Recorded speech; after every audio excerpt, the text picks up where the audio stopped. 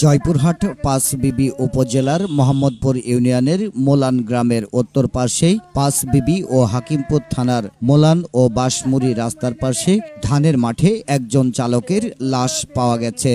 সরেজমিনে গিয়ে দেখা যায় ভ্যান চালক মোহাম্মদ আরাফত ইসলাম হাকিমপুর থানার আলীহাট ইউনিয়নের বাউনা গ্রামের মোহাম্মদ মিনহাজুল ইসলামের ছেলে। পাঁচবিবি ও হাকিমপুর থানার ওই মধ্যবর্তী স্থানে মোলান ও বাঁশমুড়ি রাস্তার পাশে ধানের মাঠে একজন ভ্যান চালকের লাশ পাওয়া গেছে।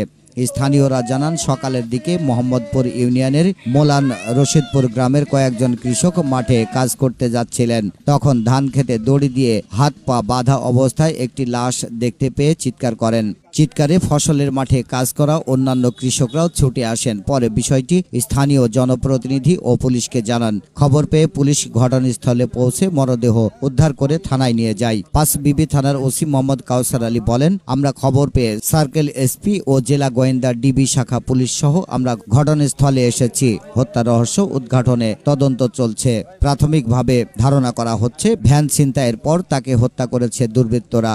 মরদেহটি উদ্ধার করেছে পাঁচবিবি থানা পুলিশ ও হাকিমপুর থানা পুলিশ, কিন্তু লাশটি ময়না তদন্তের জন্য জয়পুরহাট সদর হাসপাতালের মর্গে পাঠানো হবে।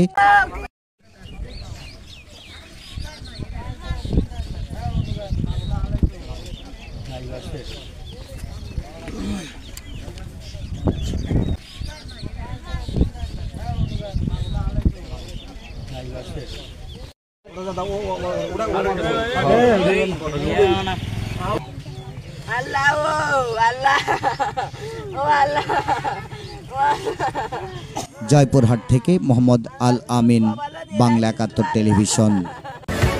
বাংলা ৭১ টেলিভিশন, সত্য প্রকাশে আপোষহীন।